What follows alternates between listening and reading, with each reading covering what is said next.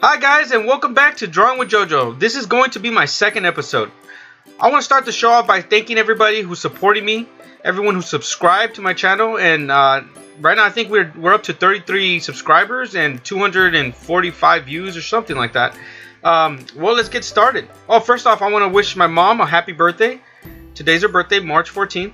I just took her out to eat in the morning, kind of spent time with her. It was a fun time. So now let's get started with this character. So I kind of had this idea of a boxer, and who's one of the best boxers around, or at least famous, is Muhammad Ali. So I had to Google in really quickly to try to get a picture of maybe that famous photo and kind of capture the spirit of it.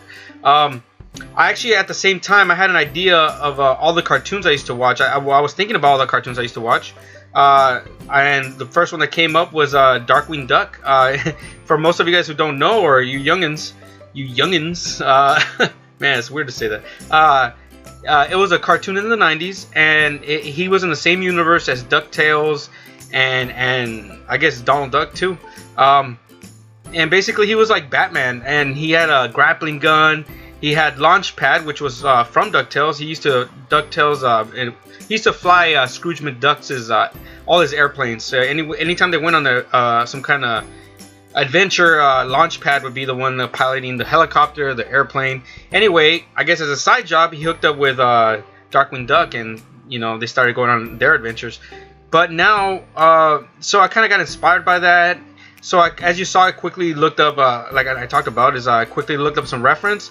I'm not going to copy it 100%. I just kind of wanted the spirit. If I wanted to copy it, I definitely have it up. I just wanted to just grab it and kind of get the mood of it, and so I just quickly blocked it in. There you can see the center line right there of my gesture. I want him very like stern and very kind of like a stick, because he's kind of like antagonized. He's very angry, upset, like, he's motivated, and I wanted to kind of have that come through the character and his gesture. He's not soft or wiggly. He's just like, I know what I know what I'm gonna do, or what he did. As you can see, he knocked out the pig, and it happened. He knocked him out. So now, as you can see, let me explain a little bit of the shot. Anytime you place a camera, maybe like let's talk about the camera placement.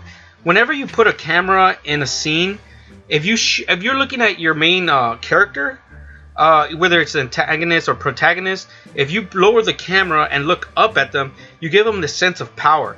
So in this shot, you can definitely see that. Our main character is the duck, and he just took out the pig. And basically, we're looking up at him, so he's in this position of power, and he's looking down at the pig. So if for example, if you wanted to kind of minimize that power, we'd start moving the camera upward and looking down at him, and that'll give you a sense of you floating above him, or you're taller than him, and as well as giving you the sense of, hey, I'm more powerful than this character right here. So directors use that a lot to have you to elicit this emotion. Right now I'm just darkening up lines. I'm adding the lights in the back. See, like the flashes of the camera. Whoosh, whoosh. They're all. He just took the final shot. He gave him a haymaker, and basically it's like the final blow. And everyone's just up in arms, and they're celebrating. Like, I can't believe I should have done some guys with their arms up in the air. I shouldn't. Nah, hindsight's 2020. It's fine. I'm adding darker shadows on the lower lines, so that way it could denote the contact shadows. That's what pretty much that's what they are. This is the contact shadows. It's where it's so close to the other piece of material, or the object so close to the other object that light can't get in the crevices. So you get this really dark shadow. So whenever you do something like that, always keep that in mind. Right now, most of my light sources are above me, or above the characters, or to the right of them and left, all around actually. So just like I said, quickly, I'm doing like 40-minute drawings. Actually, this video I cut it down to 7 minutes to kind of experiment with the time. I had to sacrifice a lot of what I did, but yeah, hopefully the quicker video would kind of, you guys will like it more. I don't know. I'm gonna see how you guys feel about it compared to the 20-minute video.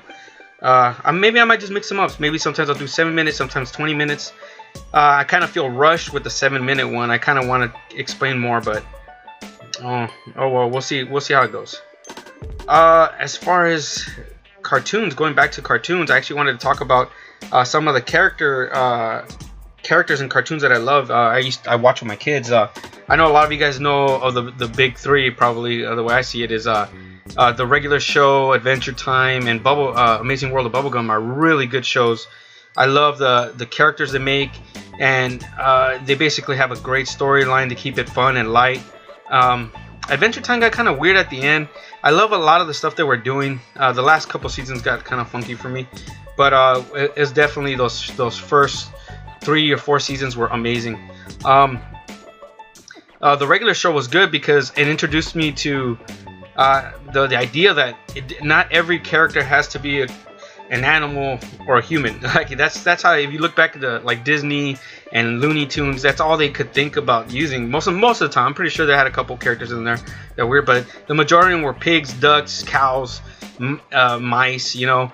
But now if you look at a regular show, they have a gumball machine as the boss. They have like characters come in and they're like a talking cell phone or they're humans, and then they have birds and raccoons, you know. So it kind of opens up the gamut, so that way you can make a character about anything. I mean, if you can make it about a gumball machine, then you're pretty much good. I mean, you can do it about like a piece of trash, you know, as long as it has a good backstory and some kind of characteristic you can relate to as a viewer, or your audience can relate to. I think that's important. There you go. I'm shading it in. Yeah, and Amazing World of Gumball is awesome. I love how they incorporate different styles. They have the 3D, they have the realistic, and then they got the 2D. It's almost like incorporating every dimension in there. It's pretty awesome, actually. And on top of like different characters, you have some characters are made in a digital like 16-bit. Oh, this one. Hold on, let me stop. I was showing you about lighting and shadowing. Yeah, but back to that, they had like a 2-bit character, like a video game, and I'm done. You see, I gotta wrap it up. Sorry. So that's it. I think there goes a 7-minute video. I'll see if I can. Oh, there's the rest of that. Just really quickly, like I said, not trying to finish up anything. Maybe at the end we'll pick one and I'll take it to Photoshop and I'll fix the perspective, fix the sizing. Well, thank you again. Don't forget to like and subscribe, and God bless. And please share. See you guys. Bye. Bye.